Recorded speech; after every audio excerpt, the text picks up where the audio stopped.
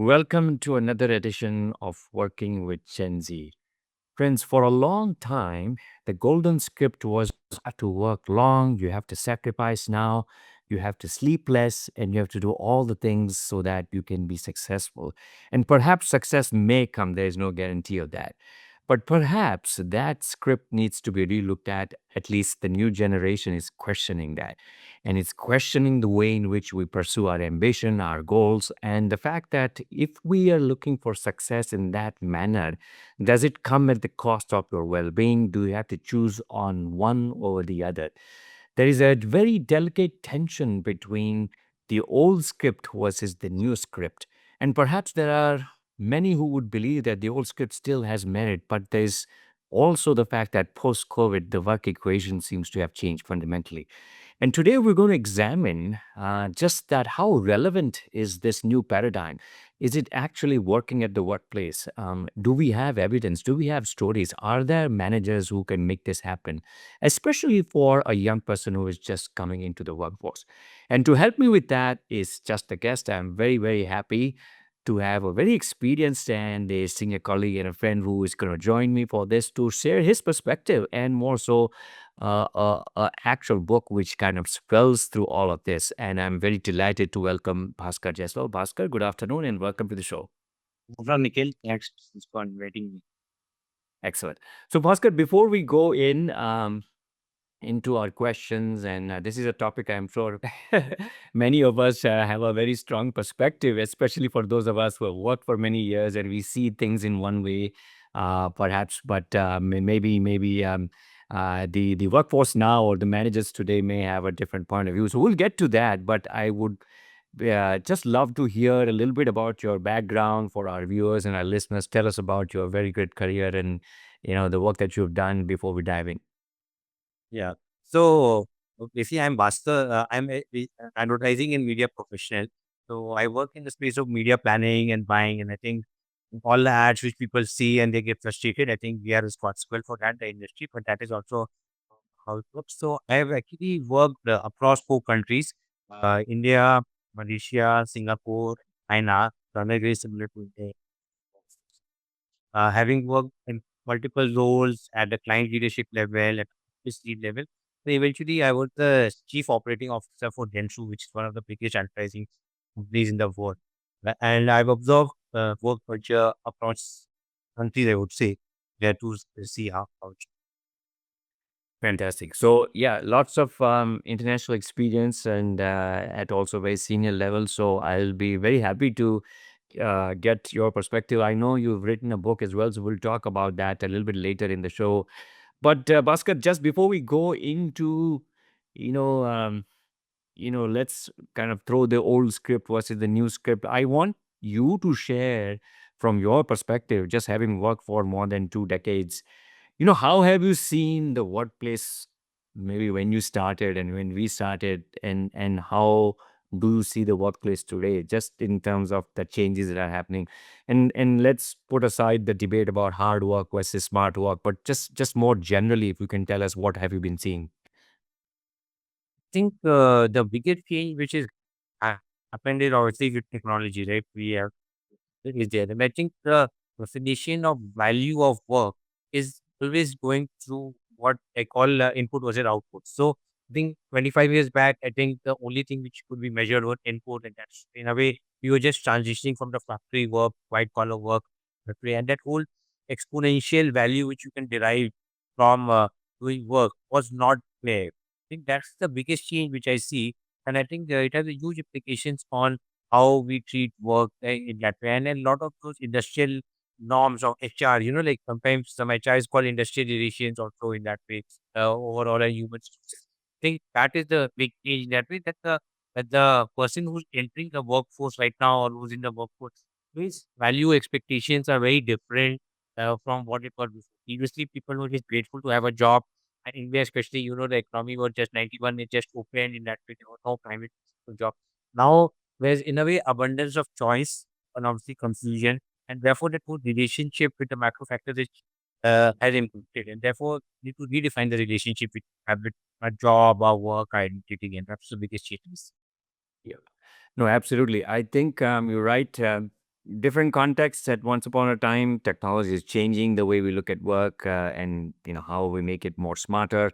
That has also an impact of it. So we'll kind of talk on that a little later. Now, let's talk, Bhaskar, from just the perspective of the fact that I think when you look at a 20, 30-year career or a 40-year career, and perhaps from one decade or a one era where we had more stability to say that, okay, I'm joining a company and I'm going to climb through this company over 5, 10, 15, 20 years. That was one model, and it seemed to have worked reasonably well. We have so many good stories about companies joining large employees joining large companies, and let's say as a management trainee, and 20, 30 years later, the person is either a CEO, COO, or managing a geography or whatever, right?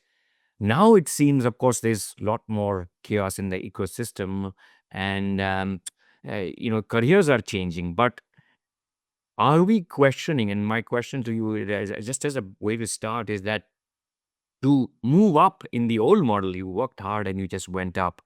And now it seems people seem to be questioning, or the new model, the whole hustle model that we're going to be talking about. Does it have a place, simply because it seems careers have paths have shortened, and yet if you're advocating that maybe we don't need to put in the long hours, technology is going to do some of it. It almost seems um, it it almost seems like it's going to boomerang. So where's the logic, or what have you seen? Let's talk about that. So I think fundamentally, if you look at it, how the narrative has been built is that you need to have a work-life balance. I think we talked about it. And that is essentially, I think, a flawed concept, right? Where because what people were saying was that work you suffer, after work you enjoy, right? Like it's like putting a line between your two lines. Essentially living two life, one you suffer, and this. I think what people have realized is that that is not feasible because then the boundary line just moves here and there, and suddenly you have no life left. What they call life. I think that's the fundamentally the first part which people have realized. I think what happened is that if you look at people of my age, right, who have worked 20, 25 years, and when they look back, they realize that, I mean, I would not say cheated, but they say they have been shortchanged because they've been sold a dream. They were sacrificing their every day for a long term goal, and the end of the day, what they end up is with burnout and diseases and a lot of stress in that. So that's why the people now who are starting out, they are looking at people like our age and saying, "Hey, like, is it really worth it?" The result did not come out what was promised to us in that. I think that is fundamentally what is defining. I think working long hours is something which is not. I would not say that it's you should not work long hours or you should work long hours. If you are solving a problem which is very interesting, do give it what time it requires.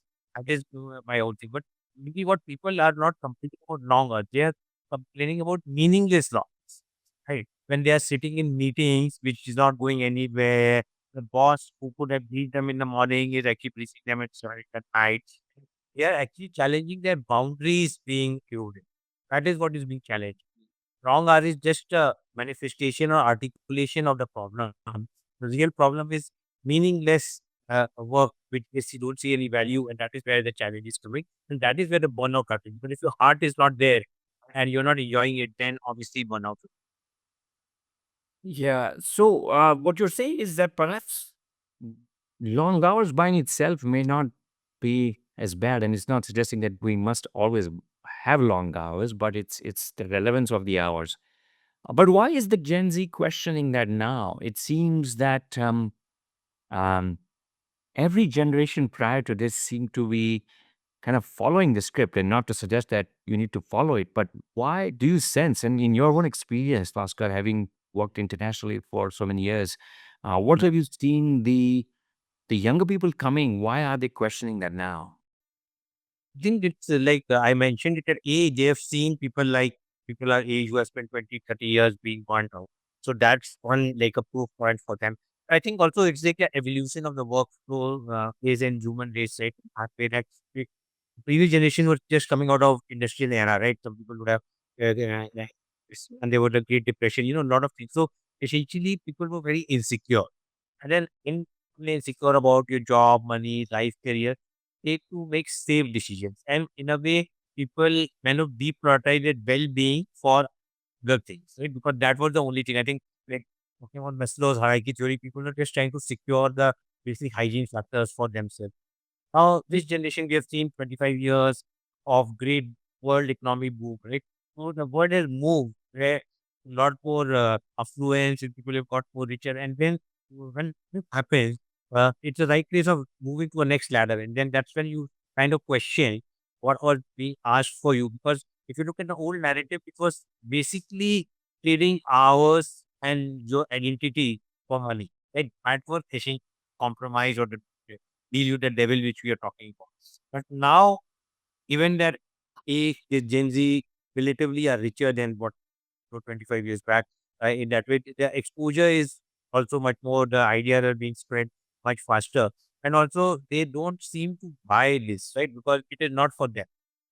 My basic thing is that if if tomorrow we result into a industrial era kind of a thing where jobs are scarce and you just have to do that, maybe people will revert to that because there is a scarcity and the insecurity comes in. But I think what I would say is the new generation and the new time where we are all in, we are all at a much more secure place. Therefore, you are looking at more of a full development and maximizing our life in all spheres rather than only just getting the basics. Yeah, so I would you I think you're right in the fact that perhaps the amount of choices are certainly much more than for those who joined work, let's say 2 decades, 3 decades ago. But I think if we have a closer look, and not to get into why a certain market has certain amount of employment versus unemployment, but if even if we look at just simply what is happening in the world today, more and more countries are becoming protective and looking inward. So, for instance, in the U.S., they are being very mindful of who gets the H-1 because the other jobs are being taken away. Even in India, where we are growing for such a long, I mean, we had a very steady growth. We see that there's a fair number of kind of complain about the fact that look, there's a fair number of, and because our demographic and our shared numbers are so big, that not everybody has a job in hand. And therefore, in that paradigm, would you not, in that kind of a situation, would you not say that, okay, if I'm competing when it is a scarce market in some ways, what will separate me apart, right? And I sense that there is that indication. It seems, especially in the Indian context, that maybe someone who comes from a smaller town is quite willing to go with the old script to make their mark. And for the others who are much more in the middle class and let's say slightly affluent strata, I'm becoming a little more demanding about the choice. So what do you say there? What's your view? Yeah. Yeah, so I think my view is that people, first of all, sorry, can you repeat the question? I kind of forgot. Yeah, so I think what I want to know is that there is at least in the Indian context, Bhaskar, we don't have one Gen Z. There is a tier. Yeah, yeah, okay, we say over here, and there is a kind of a tier one Yeah. society which is looking at careers and jobs in a very different way. So Yes. they feel that if I can just come on to company X and if I don't like it, I'm not gonna stay longer and just go out. Yeah. So, Nikhil, What sort of work ethic is that?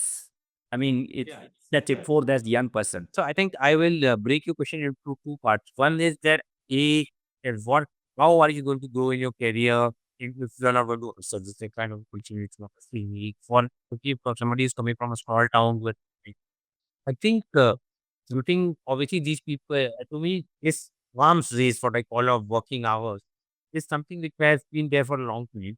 If you are a newbie, that is the first someone you get, right? You need to work hard. But think the people who are coming from small towns with no exposure, we should not at all do the mistakes which were there. I think the clear uh, way to grow in a career, in my view, is that you have to have a superpower. What I call a superpower is that which is gets disproportionate returns and value for you and for your company. And I think once you identify your superpower, you are actually not competing with anyone. And I'll give you a very simple example, right? Like if you're in a company, you are great at Microsoft Excel and data analysis, and somebody is great at writing and concept creative.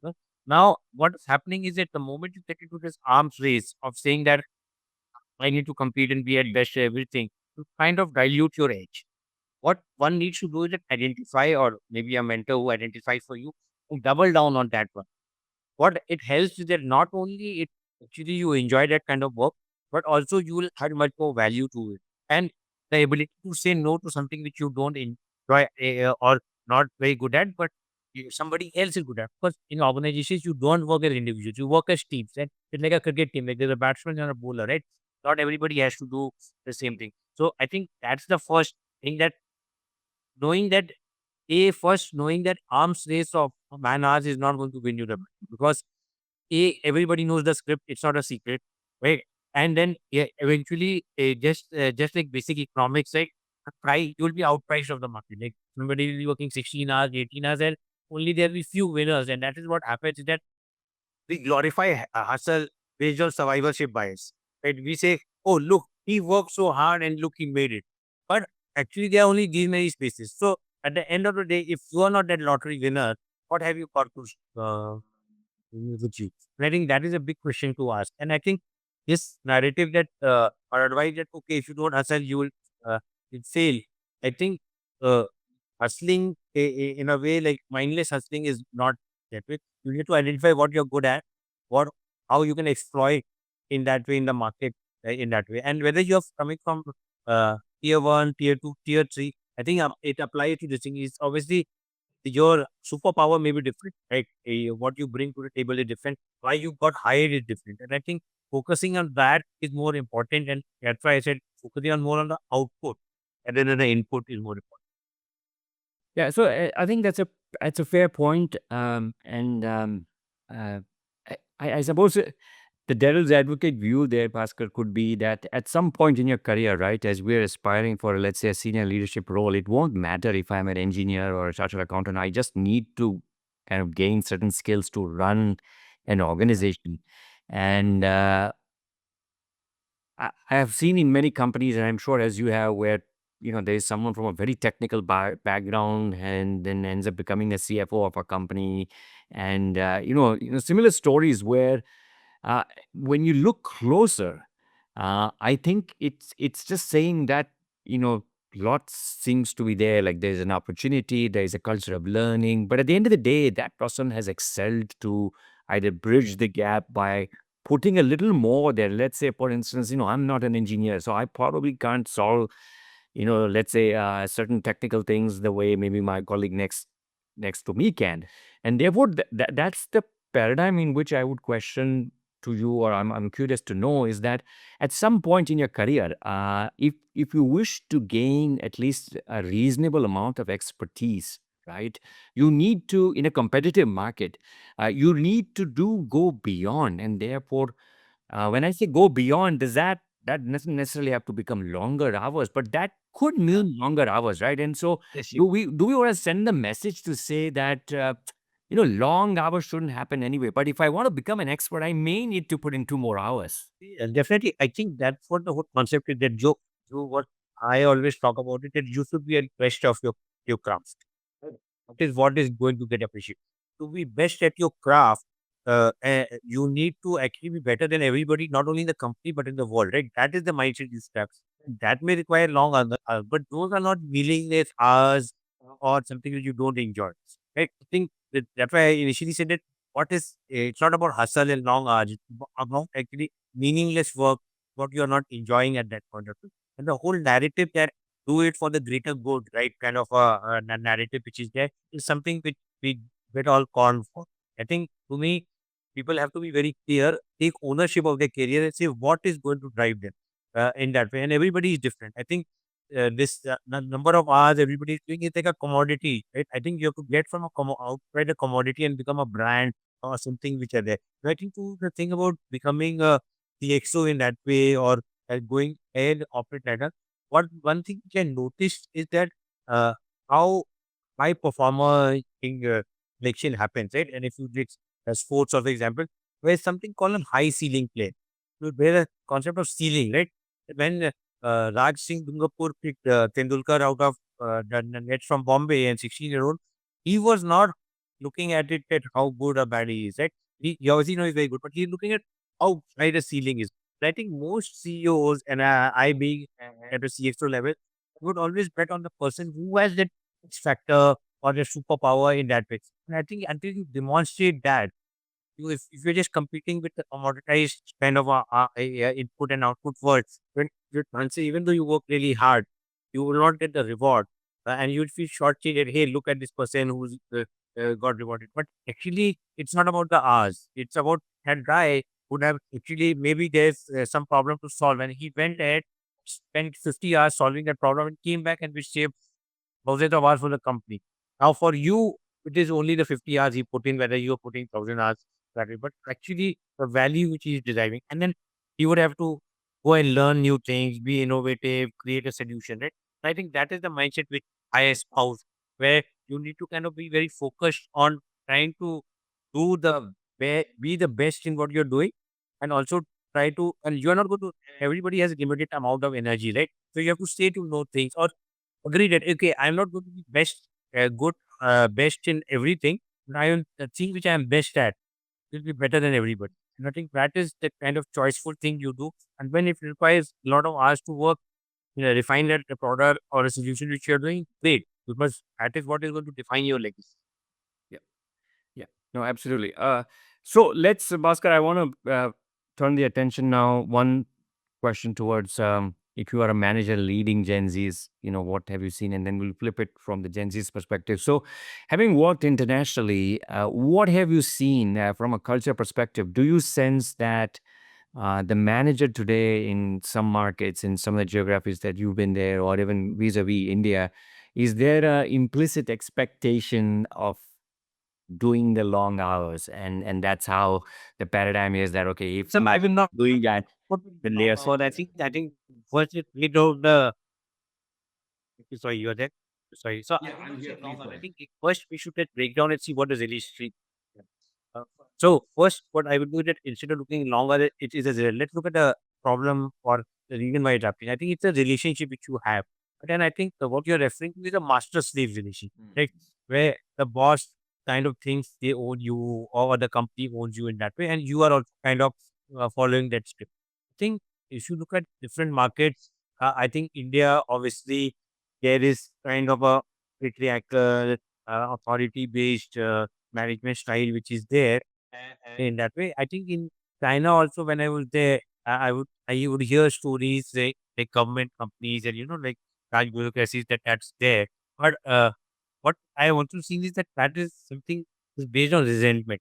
Like people are just complaining and they are like, wait, to comply. We are just locked into this quagmire in terms of it, and we can't really get out of. What actually works, in my view, is that there are two things. One is that which has worked for me, and I've seen is that you have to treat the people who are juniors as adults.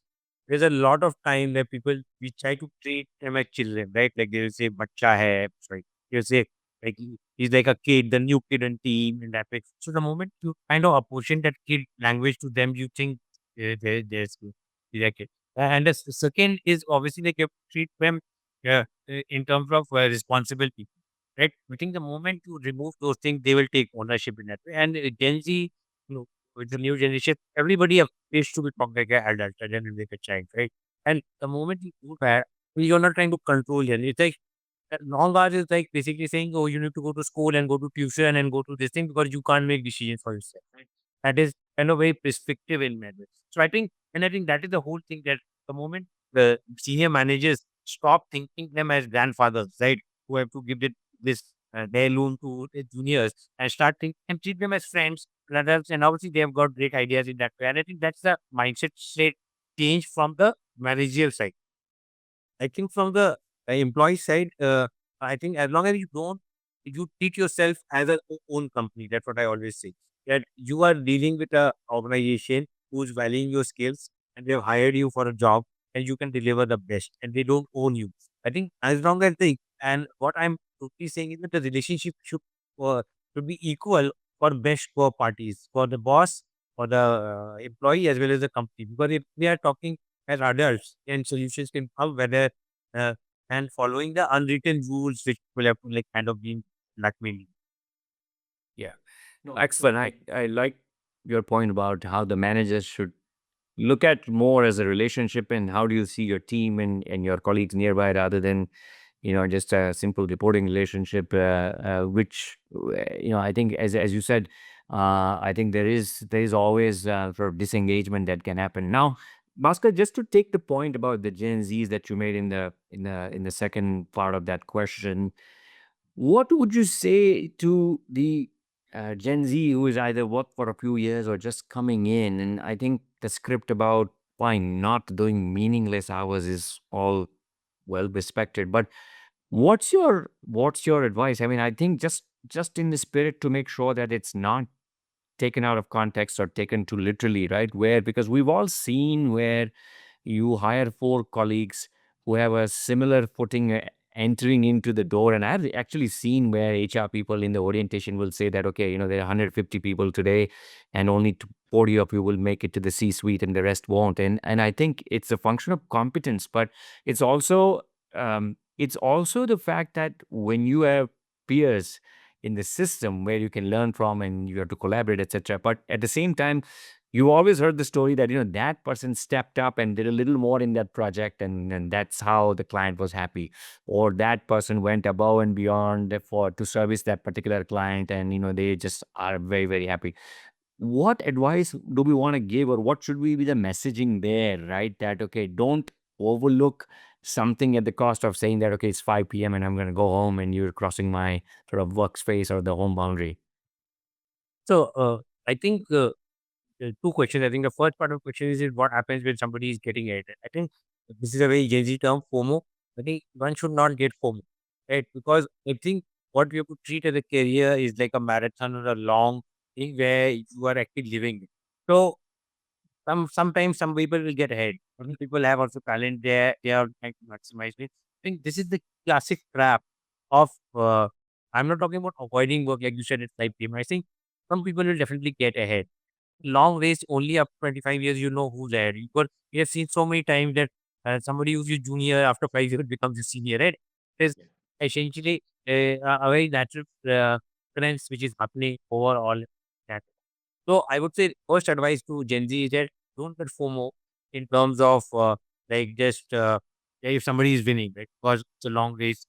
Second is I think in terms of other FOMO also don't get is that if there's some work which is to be happening and it is going to kind of impact your mental health or it is actually transgressing boundaries, right?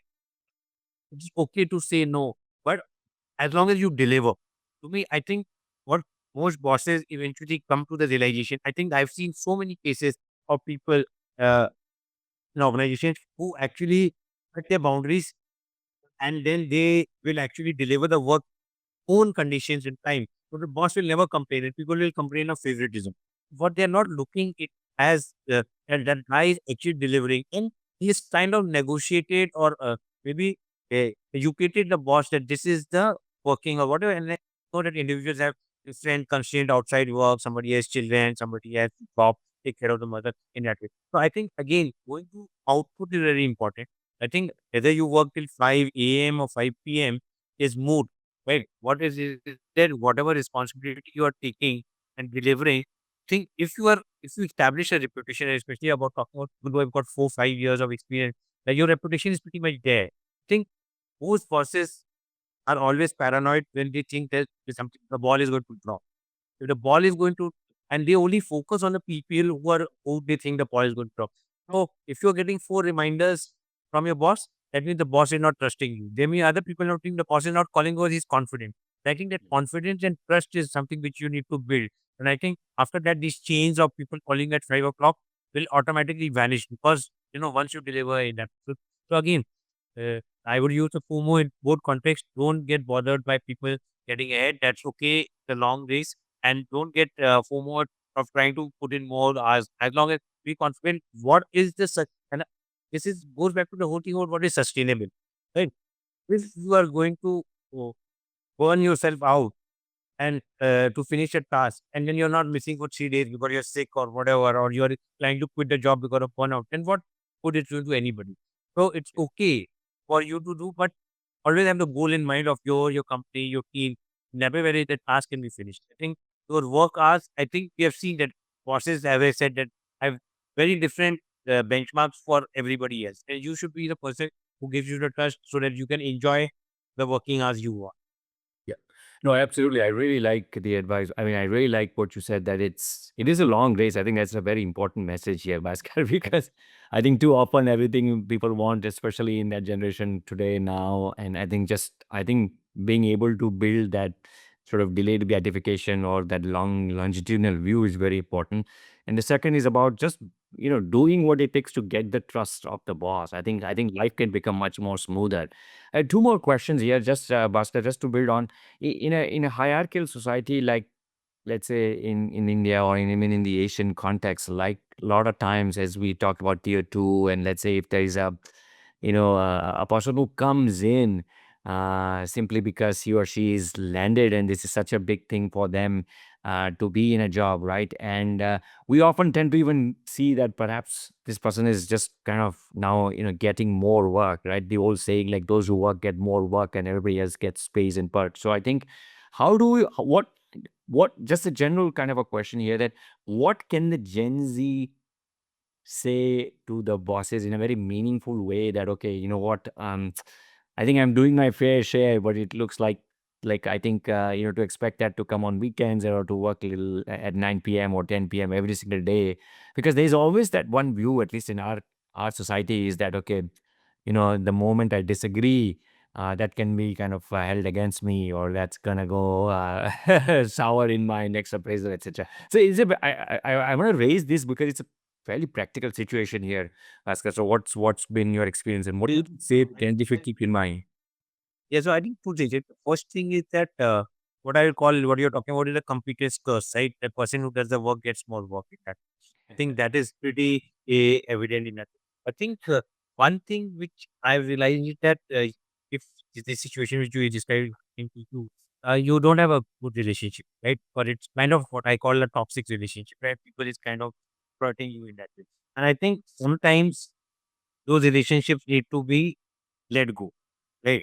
But I think you have to evaluate it if, and there's like a relationship where you have enough red flag, right? Like what the Gen Z called red flag, right?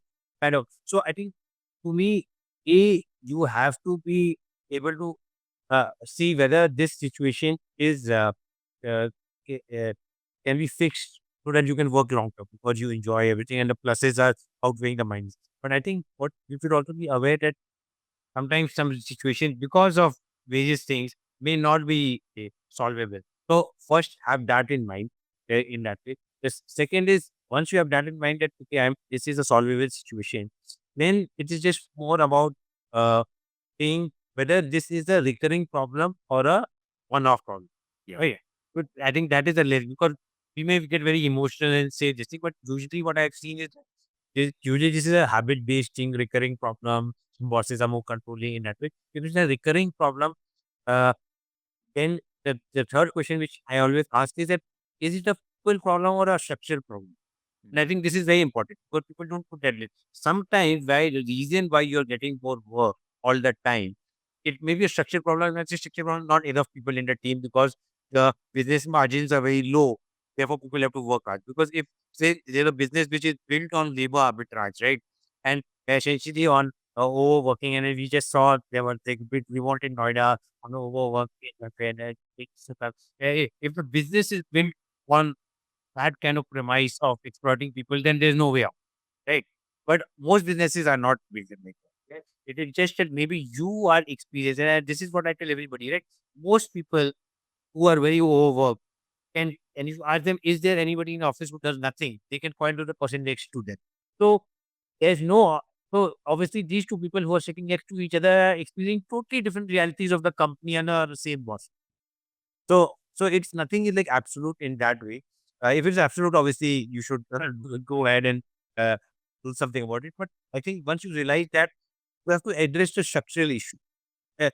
It's the conversation cannot be, "Hey, I am overworked."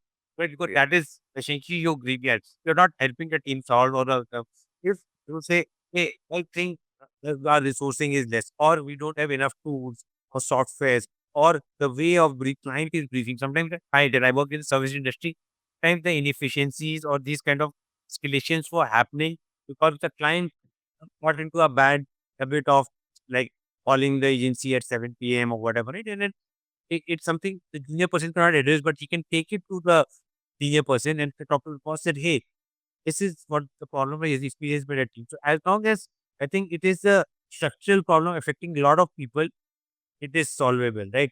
Yeah, to me, and that's the way you have to look at it. It's like in a way you're putting yourself out of the equation and saying it, okay, how will I solve this thing? And I think most time it is those of the things which I'll say it's never nobody wants as humans nobody is got so narcissistic they don't want to exploit people. It's like the boss is also coming from a point of insecurity that the result or whatever his delivery is they not right. And maybe he is too high in the ladder to understand what the actual problem is like maybe your computer is too slow, right? And that's what's taking you. If you're doing a lot of processing, power energy, you're just waiting for the computer to run. And he's saying, hey, you did only 10 minutes ago. So then you have to tell the boss, I need a faster computer, right? So, and so solutions like, Yeah. No, very good point. I really like it because I think it's such a good advice, especially sometimes you see the two extremes. There is the very escalation culture goes on where everything that you see and hear about stories of shouting matches happening very quickly, and without that nothing gets done. I think there's the other extreme where people are just very polite, but then everything gets talked in the background. But I think for the Gen Z to be more objective, they should just see, is it structure, is it a culture, is it a pattern, is it a one-off versus is it regular? And so I think that distinction is very important. The two final questions here, Bhaskar. One, of course, in your experience, I think the whole framing that you do, have you seen any good success stories outside of your own, of course, leading teams where companies had a particular company or a brand or where they have managed to kind of put this in practice. In other words, it's not about long is better and working on weekends is kind of appreciated. It's about, as you say, productivity, the trust, and so on. So anything that you can either have seen it firsthand, or you can think about as an example. we're saying it like a best in case of how like employee satisfaction is bringing that. Uh, I honestly think that this is the wrong way to look at it. Yes, to be because I think every individual journey is different, and companies in their way put policies, but we know that all policies don't get followed. There's a governance in that way. So what the company at the top can do, which they do, is that set policies. And I think they're great policies, and I don't want to talk about the companies. I think what really comes is that what is actually getting implemented that as I talked before, the experience of every employee is kind of different, right? So, and the other thing is that the whole thing that people just get used to good things. So, I think this is what is very evident is that when a company does something good, like for example, I know a company whose employees had some trouble getting to office from because of the mobile train, so they started a bus service, right? Great measure, right? That or they find better health insurance because they get more security. There are a lot of these like basic hygiene measures which are there. But after 6 months, some people just completely forget about it, right? Because they just think that's what hygiene is, but they never, but they don't know the truth. What was that? So I think what the companies can do is that a obviously provide all the means in terms of providing, just making it easier for the people to focus on the real work rather than those barriers.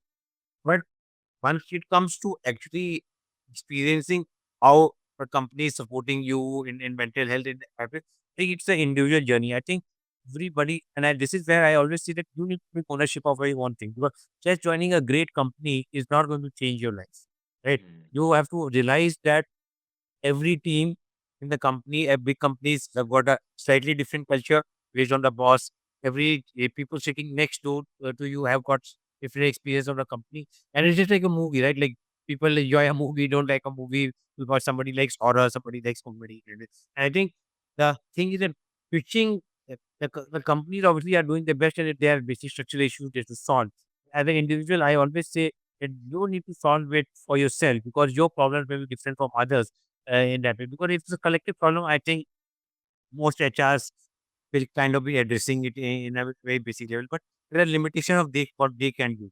And I think as a employee, you have kind of see what your relationship with the company is, what you're expecting in that way, and then solve from there. And everybody will have a slightly different circumstances. Yeah.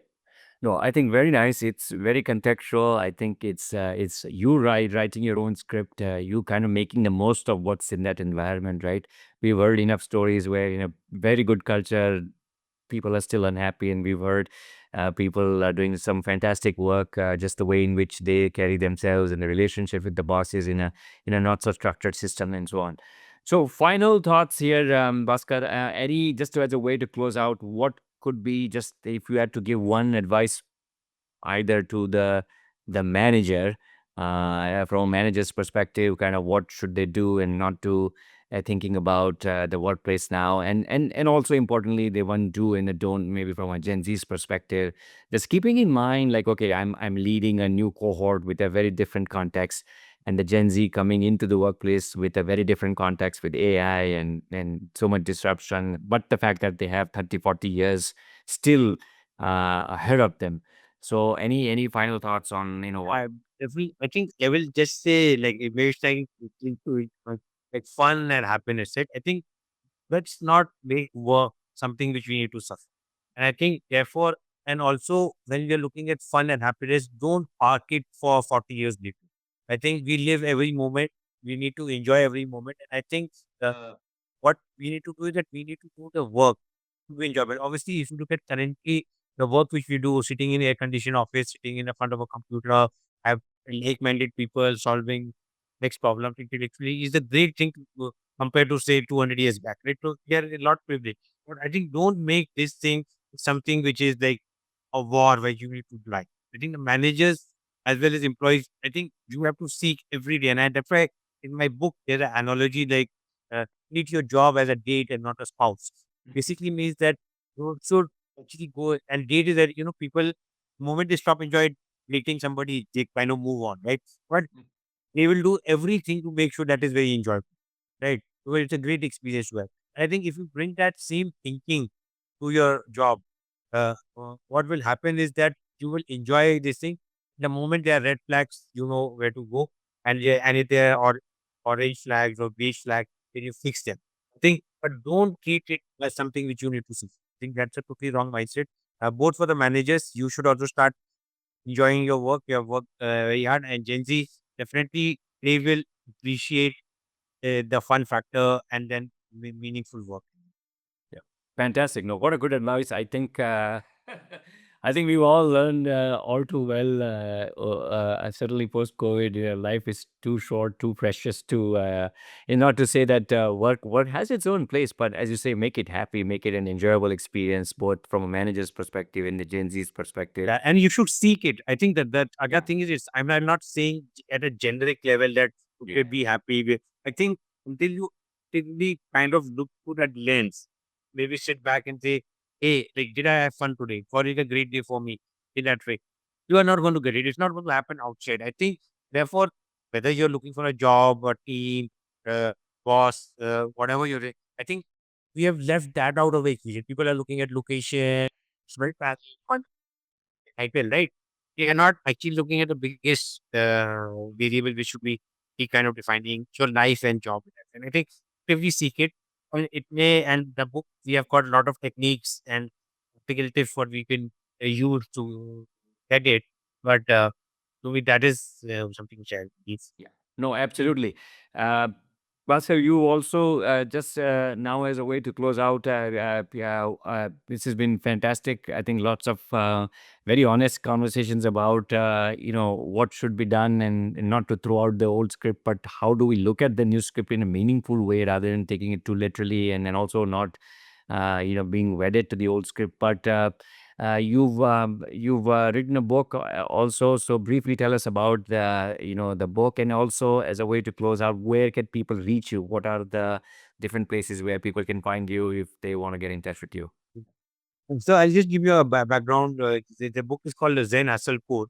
relationship. If you look at Zen, hustle is a paradox, right? Zen is like you're chill, and paradox is only like you're this. So I think the key question which we are trying to answer is, can you become very senior company without burning out? And what my experience was that I, at very early stage, I realized that this is not for me, the hustle and burning, and I had decided to mostly maybe was follow our third way. That obviously the first phase hustle, second phase quit corporate world and become a like a hermit. The thing is how I can grow in that way, and that is all the book about in that way, and try to making sure that identifying, and it's essentially an insider's guide to corporate world, having worked in different markets, because there are a lot of what I would say blind spots or rules which we think are there, but they are actually not there if you look closer to the lens. So the book basically talks about that. It has a lot of anecdotes from sports, from my working life, and from popular culture also. And yeah, so and I think that's the book. I think the book is available on Amazon. That way, I think you can put a link to that book overall. But people can reach me on LinkedIn and Instagram. I am there overall. If people need any advice, or want to question me on any of the chapter of the book, or whether they don't agree or or agree with it, then sure. Yeah. No, fantastic. I think this book, we're really looking to check this out, Bhaskar. I'm looking to check it out myself because I do a fair bit of work in the Gen Z space. And I think it is just for us to look at a viewpoint with an open mind and question our own thinking for those of us who have worked for so many years. And I think the listeners can check out the book, as you mentioned, available on Amazon, your other coordinates, of course, on LinkedIn. So, I'm very thankful again, Bhaskar. I really enjoyed it, and hope that both the managers and our Gen Z workers can take a feather out of the cap or the from our conversation to say that, okay, how do I make, as you say, work happier place, right? Seek for it, and what's the way to do that? So, thank you once again. All the very best, and look forward to kind of meeting you in person when I'm in Mumbai next. Take care. Thank you, Rikish. Okay.